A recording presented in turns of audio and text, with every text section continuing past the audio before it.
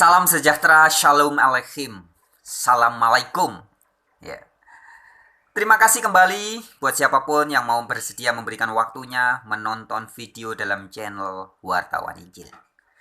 Baik sahabat-sahabatku, pada kesempatan ini langsung saja saya ingin memberikan tanggapan atas pernyataan dari banyak kawan-kawan yang bersimpati kepada saya dan mengatakan, Mas Frans Donald yang sabar ya, meskipun banyak orang yang mengaku Kristen, guru-guru pengajar Trinitas yang membuli Anda, yang menuduh Anda sesat, dan Anda dimusuhi oleh banyak orang-orang yang ngaku-ngaku Kristen tapi mengajarkan Trinitas. Nah, sahabat-sahabat, tanggapan saya adalah terima kasih banyak ya atas perhatiannya. Itu yang pertama.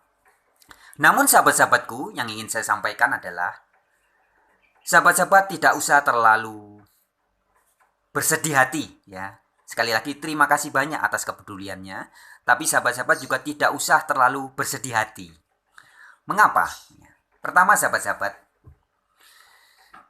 kita harus selalu ingat sebagaimana Roh Kudus juga mengingatkan saya. Jadi penuntun, penolong saya setiap hari adalah Roh Kudus, bukan manusia. Nah, Roh Kudus setiap hari juga mengingatkan saya.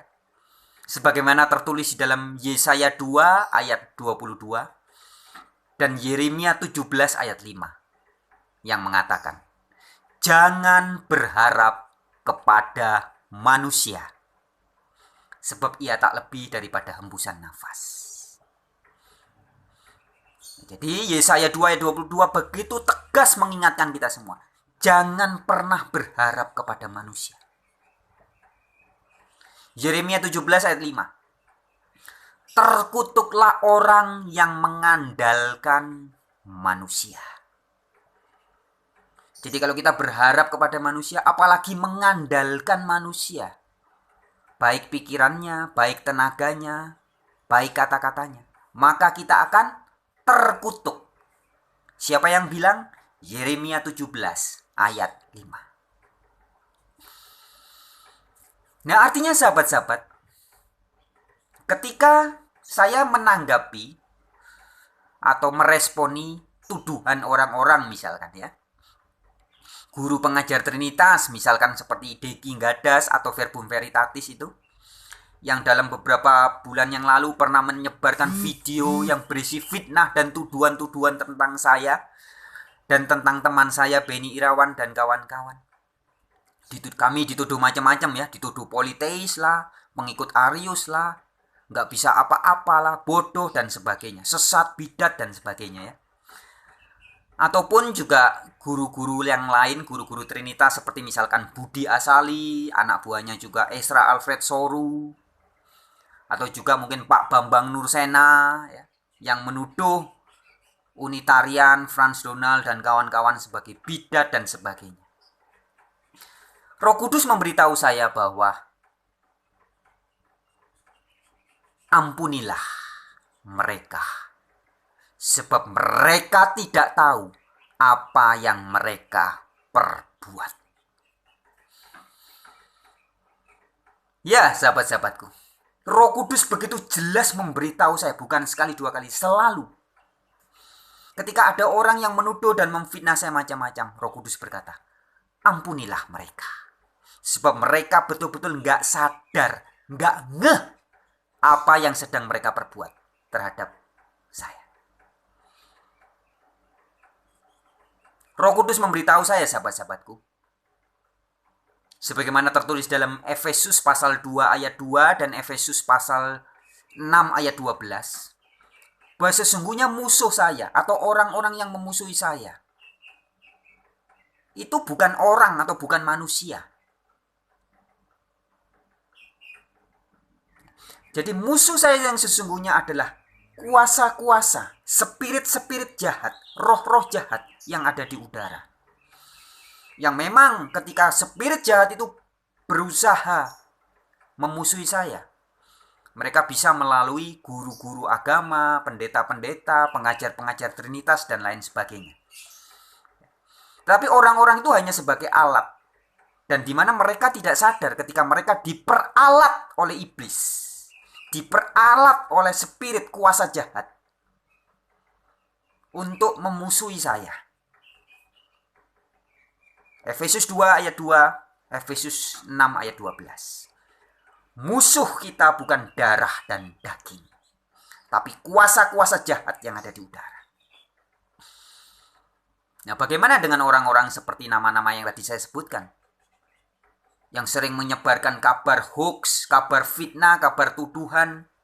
Bahkan ada yang merasa membuli saya.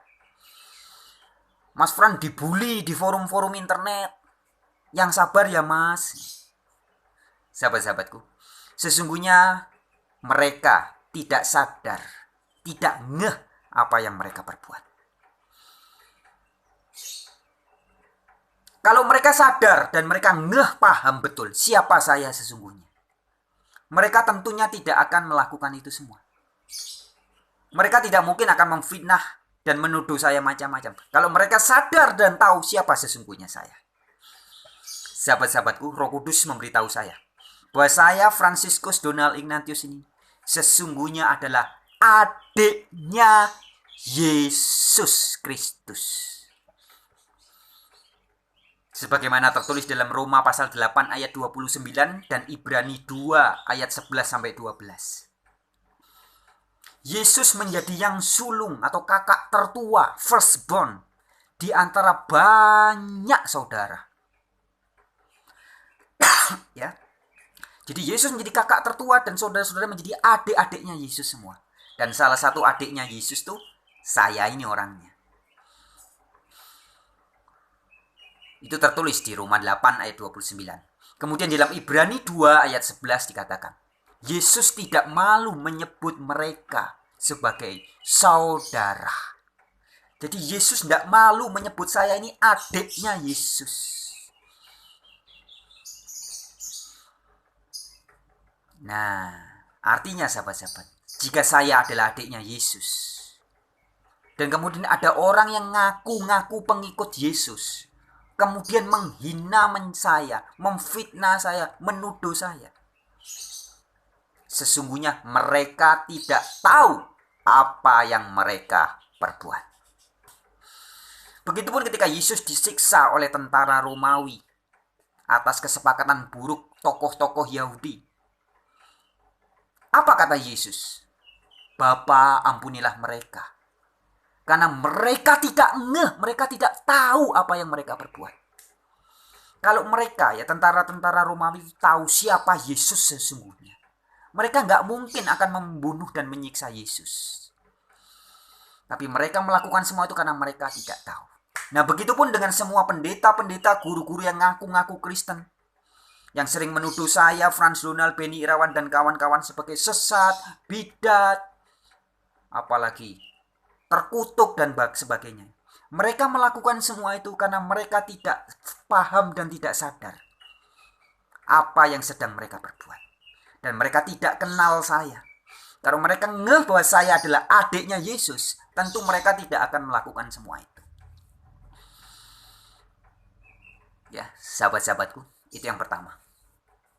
Kemudian yang kedua, sahabat-sahabatku, sesungguhnya ya, sebenarnya, meskipun ada orang yang merasa atau berprasangka, kalau orang Jawa bilang rumongso, bisa menghina, menginjak-injak harga diri saya, atau merusak nama baik saya, sesungguhnya semua itu hanya prasangka belaka. Sahabat-sahabatku, perlu diketahui bahwa sejak saya menjadi adiknya Yesus, saya menjadi milik Kristus. Jadi seluruh jiwa raga saya ini, dari ujung rambut yang sudah banyak mulai putih ini sampai ujung kuku kaki dan seluruhnya, pikiran, hati nurani, semuanya, seluruh jiwa raga saya sudah menjadi milik Kristus Yesus. Jadi adakah yang tersisa yang masih menjadi milik saya? Tidak ada. Nah, maksud saya begini sahabat-sahabatku. Saya berikan ilustrasi dulu ya. Bagian tubuh kita yang bisa sakit kepala itu apa? Kepala. Yang bisa sakit perut? Perut. Yang bisa sakit gigi? daerah sekitar gigi, gusi, gigi, dan sekitarnya. Daerah mulut. Bisa nggak perut bilang, aduh kepalaku sakit? Nggak bisa. Perut tidak bisa merasakan sakit kepala. Kepala juga tidak bisa merasakan sakit perut.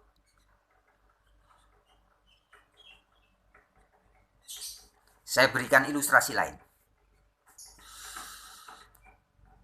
Orang yang bisa kehilangan mobil pasti orang yang punya mobil.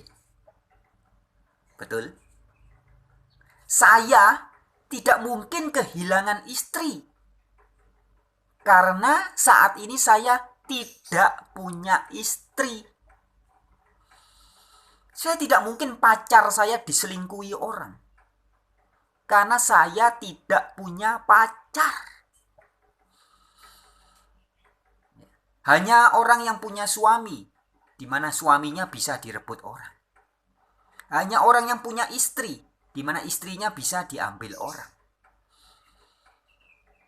Nah, orang yang memiliki sesuatu, maka sesuatu itu bisa diperlakukan atau bisa diambil, bahkan bisa dicuri oleh orang lain.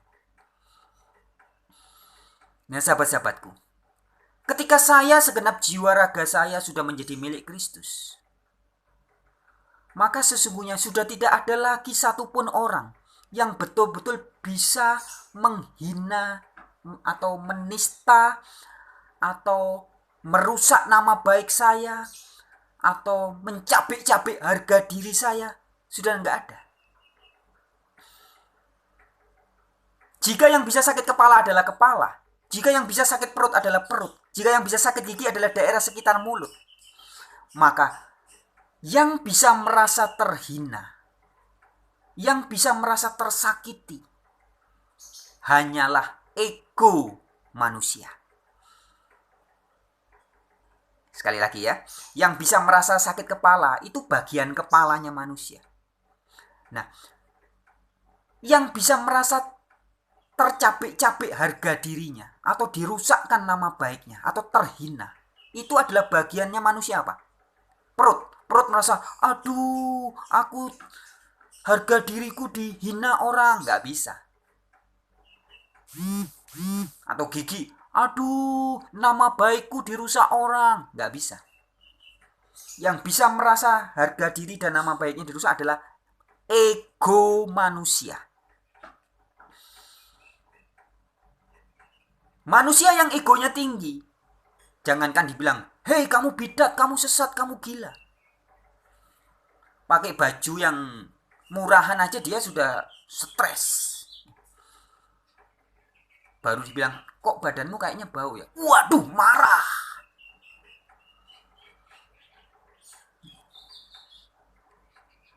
Stres. Anumu kok bau ikan asin ya? Waduh, tak tuntut, masuk pengadilan, hukum, masuk penjara. Kenapa? Hanya dengan kata-kata seperti itu orang bisa stres. Baru dibilang, anumu bau ikan asin. Wih, marah. Baru dibilang bajumu murahan. Waduh, stres. Kenapa? Karena egonya sangat tinggi dan besar. Nah, begitupun orang yang bisa marah hanya ketika dibilang, kamu bidat, kamu sesat, kamu apa? Terkutuk, kamu pengikut iblis. Kemudian dia marah, stres, gak bisa tidur. Hanyalah orang-orang yang egonya sangat besar. Sementara orang-orang yang sudah sadar siapa dirinya, apalagi orang yang sudah seluruh jiwa raganya menjadi milik Yesus, niscaya tidak akan bisa lagi merasa tersakiti atau terhina hanya oleh kata-kata yang dikeluarkan oleh manusia. Jadi mau dibilang bidat, kayak sesat, terkutuk, mau diapain, dikata-katain apa saja, sudah nggak mempan. Yang bisa merasa tercabik-cabik harga diri adalah ego. Yang bisa merasa nama baiknya dirusak adalah ego. Nah, orang yang nggak punya ego, Bisa nggak merasa rusak harga dirinya? Nggak bisa. Orang yang nggak punya mobil nggak mungkin merasa kehilangan mobil. Orang yang nggak punya istri atau suami nggak mungkin kehilangan istri atau suami. Begitupun orang yang tidak memiliki harga diri, nggak punya nama baik, nggak mungkin nama baik dan harga dirinya dirusak. Jadi jika ego Anda sudah tidak ada, ego saya sudah menjadi milik Kristus, semuanya menjadi milik Yesus, maka tidak bisa lagi tercapek-capek. Saya ini sudah nggak punya harga diri, sahabat-sahabat. Sudah tidak punya nama baik. Kenapa? Karena seluruh harga diri, nama baik, seluruh ujung rambut, jiwa, raga, sampai ujung kaki saya sudah menjadi milik Kristus.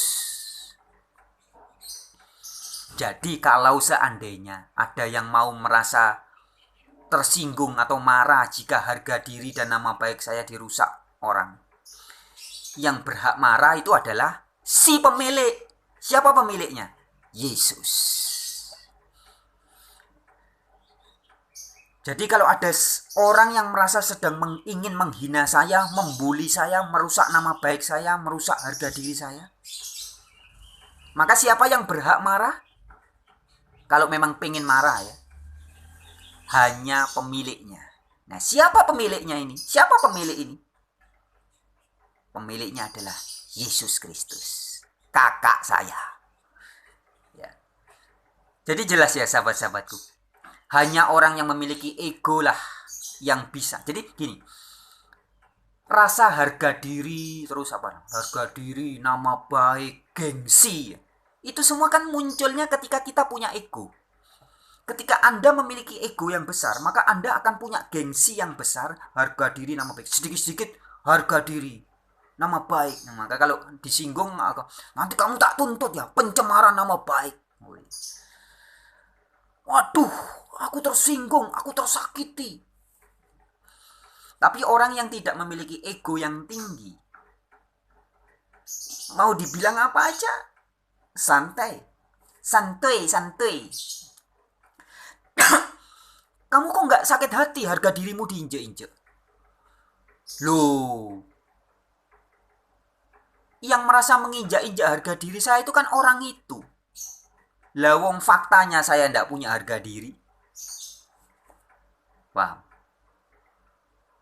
Harga diri saya ini sudah semua jadi milik Yesus, sudah bukan punya saya. Misalkan satu contoh, di depan rumah saya ada mobil diparkir. Terus mobil itu dicuri orang, dirusak orang. Orang tanya, loh kamu kok tidak marah mobilmu dicuri orang? Kamu kok tidak marah mobilmu dirusak orang? Loh, itu kan perasaan kamu. Lah wong itu bukan mobil saya kok. Paham sahabat-sahabat? Jadi orang hanya bisa berprasangka sedang menghina harga diri saya, merusak nama baik saya. Padahal sesungguhnya, tak kasih tahu ya, saya ini sudah nggak punya harga diri. Saya ini nggak punya nama baik. Seluruh jiwa raga saya sudah menjadi milik Yesus. Jadi harga diri, nama baik, bahkan dari ujung rambut sampai seluruhnya, ini sudah menjadi milik Yesus. Jadi kalau mau ada yang tersinggung atau mau marah, kalau mau loh ya, itu ya Yesus, bukan saya, gitu loh. Ya, pemiliknya. Ya, jadi sahabat-sahabatku, Franciscus Donald Ignatius Suyanto ini dulunya adalah penjahat, bejat, bajingan, tengik. Semua dosa yang dilarang di dalam 10 perintah Allah pernah saya langgar dalam tanda kutip dengan sempurna. Seluruhnya. Tetapi karena kasih karunia Allah Bapa, kasihnya yang sangat luar biasa, di mana Dia mengaruniakan Yesus bagi saya, dan mau menebus, merebut diri saya dari kuasa kegelapan dunia menjadi milik Yesus. Yang tadinya saya menjadi miliknya setan, miliknya iblis, tapi direbut dari tangan iblis menjadi milik Yesus. Sehingga seluruh jiwa raga, termasuk nama baiknya, harga dirinya, nama buruknya, nama jeleknya, dan sebagainya, semua sudah jadi milik Kristus. Jadi barang siapa merasa menghina saya, merasa mau membuli saya, sesungguhnya dia sedang membuli dan menghina Yesus. Karena saya adalah miliknya, milik Yesus, bukan lagi milik saya. Ya, jadi sahabat-sahabat itu. Yang pertama tadi saya ingatkan bahwa Roh Kudus memberitahu saya bahwa siapapun orang yang merasa mau membuli atau mencaci maki atau mau menuduh, memfitnah macam-macam ya, mereka sesungguhnya tidak tahu, tidak sadar apa yang mereka perbuat. Mereka tidak sadar bahwa saya ini adiknya Yesus. Coba mereka sadar, mereka nggak bakalan seperti itu. Yang pertama. Dan yang kedua, sesungguhnya orang-orang itu yang sedang merasa menghina, memfitnah, menuduh macam-macam itu, mereka sedang dipakai oleh spirit-spirit jahat untuk menghina, untuk menuduh, untuk memfitnah. Itu yang terjadi.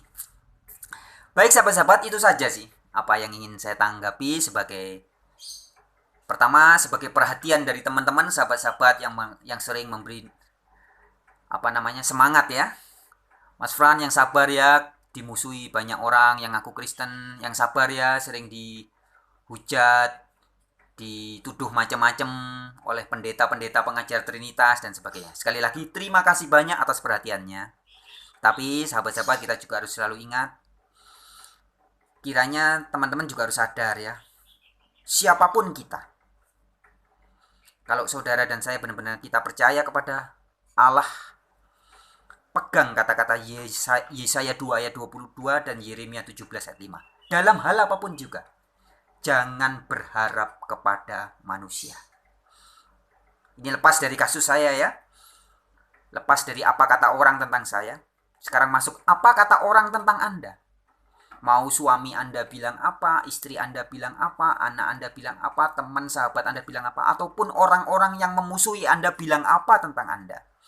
Pegang baik-baik Yesaya 2 ayat 22 dan Yeremia 17 ayat 5. Jangan berharap kepada manusia, sebab ia tidak lebih daripada hembusan nafas.